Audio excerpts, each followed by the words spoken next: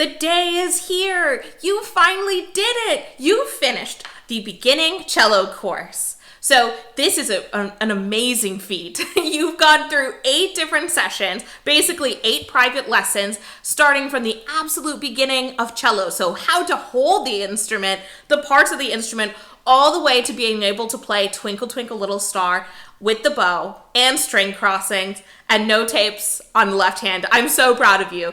This is really an amazing moment. Today, I'm going to show you some Twinkle Twinkle variations that you can use while you're practicing that just make it more fun. So some new rhythms and some new ways to play Twinkle Twinkle Little Star. Then I'll give you some tips and pointers for how to continue with the cello after this point. If you're ready, grab your cello and your bow and let's get started. In our final video, let's just do a quick review of some of the tips and skills that we've learned so far. So just remember, when you hold your cello, the cello should be between your knees. You should be able to sit comfortably in your chair while holding the cello just with your knees, very natural. And also remember the neck, this part of the cello goes to your left. So it's on the left side of my body. The other thing we talked about was how to find first position, right? So where to put our hands.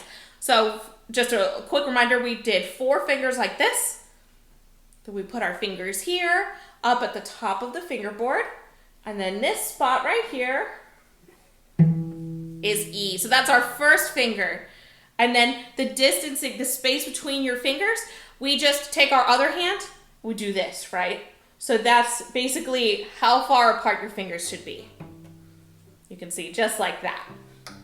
And that should set you up. And then another thing to remember, our thumb, our left thumb, goes behind the neck on the other side of your middle finger. So this is kind of what it would look like without the instrument in my hand. So just like that. You can think about like if you were holding a water bottle, right? So nice round left hand shape. Just like that. And then a quick reminder about the bow. So how to hold the bow. This is probably one of the trickier things. So remember, the stick of the bow goes across this middle joint, middle part of your finger, just like that. You can put your fingers down like that. Your pinky should be about above this little part of the bow. So just like that. And then your thumb is bent. I like to call it like Thumb Wars thumb. Have you ever played Thumb Wars? Like 1, 2, 3, 4, I declare a thumb war. So Thumb Wars thumb, just like that. So your thumb is bent and it goes right there on this little spot of the frog. Just like that. And remember, I don't want to see this in the videos. This is not the bow hold. Just like one of my favorite activities, once I get to this point, is to take my favorite foods or maybe a favorite sports team or something, so anything you can think of, and create rhythms out of that. And so, for example, let's say my favorite food is pepperoni pizza, which it is. So if I were to say pepperoni pizza, that sounds like pepperoni pizza, right? If I'm breaking down the syllables. Pepperoni pizza. So I can turn that into music with my bow. Pepperoni pizza. So it's like fast, fast, fast, fast, slow, slow. So we can play scales that way, or we can play our songs that way too. So why don't we start with the D major scale? Let's use pepperoni pizza. I'm in a hungry mood. So let's do pepperoni pizza for each note of the D major scale. So you can follow along or just listen.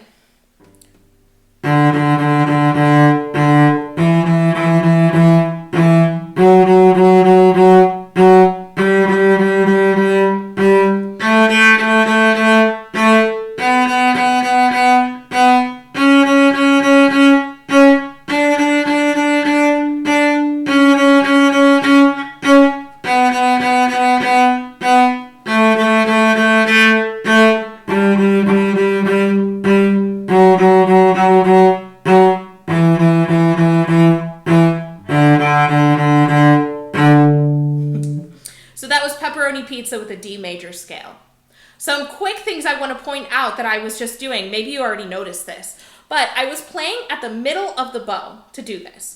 You'll notice when you put your bow down on the string, it feels most balanced around the middle, maybe the lower-ish half of the bow. But this is called the balance point. There's a point on the bow where it's equal weight on both sides. So that's pretty much the most comfortable place to play for these kind of things. So that's where I was playing. The other thing I was doing was I was not lifting up the bow between notes. So everything was just kind of heavy on the string, very legato, right? We want them long. So there are so many different things you can do with the bow that we just don't have time for in our beginner course, right? So for now, just think long, solid notes like that. So we can take this same technique and apply that to Twinkle, Twinkle, Little Star. So let's hear Twinkle, Twinkle, Little Star with pepperoni pizza, since it's fresh in our minds, right? We just did it.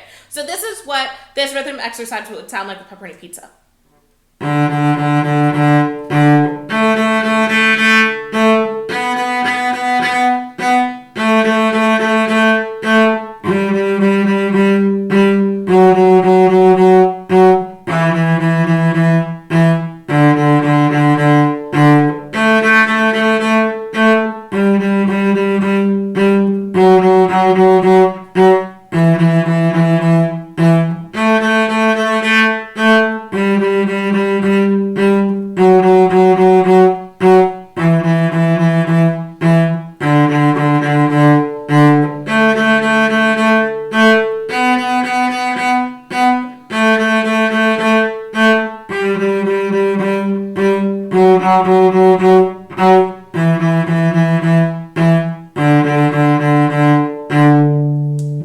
Let's try another one.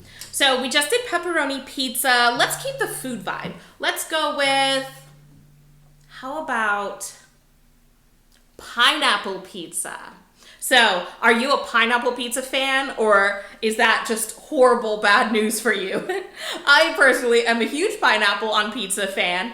So this one's gonna be a little bit trickier and a little different. So that's what makes this exercise so much fun, even as a beginner. Like, you guys, you could really just do anything. You know, you can play complex rhythms if you want to, because we're thinking about food syllables. You know, we're not thinking about, you know, oh, triplets and 16th notes and 8th notes and all this kind of stuff. It's just food.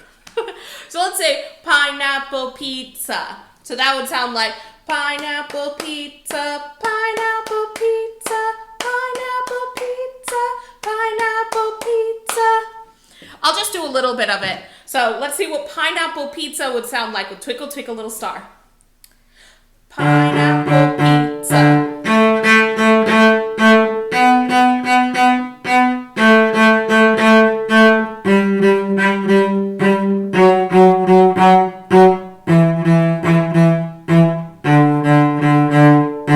Oh, I like the vibe of that one. That was so much fun. So think of your own foods. Like, what is your favorite food? Maybe something with a long name or a short name, something unique. You can really just go to town with this. And you can try it on different strings too. Pineapple pizza, pineapple pizza, pineapple pizza, pineapple pizza, pineapple pizza, pineapple pizza, pineapple pizza, pineapple pizza. We're almost here at the very end of our course. I can't believe it. I'm so sad. No. So let's talk about some ways that you can continue learning the cello after this beginner course. So the very first thing that I recommend is taking private lessons. So I offer private lessons online through Zoom, actually. Just check out this website for more information, or email me if you have any questions. But private lessons would be live, so we'd set a time each week where we'd meet for 30 minutes, and I would work with you one-on-one, and it's really fun and special. So private lessons, either with me or if you have someone else in mind, private lessons is the best way to go after this. If you want to continue learning on your own through self-paced videos like this, I will be releasing more and more courses just like this, so just stay tuned. You made it all the way to the very, very end. We're at the end of our video here. So for your very last homework assignment, what I'd like you to do is go into our private group and record a video of you playing Twinkle Twinkle Little Star variations with maybe one or two of your different favorite foods or your favorite sports team, anything you could think of. I want to see how creative you guys can get with this. I've had so much fun going through this course with you. Thank you so much for being here. It's thanks to you that I'm able to do this. So I'm so happy and thankful. I will miss you, but hopefully I'll see you around. And if you have any questions at any time, email me or chat in our private group. You will always have access to our private group. Definitely you can come back anytime, and hopefully I'll see you around. Happy practicing.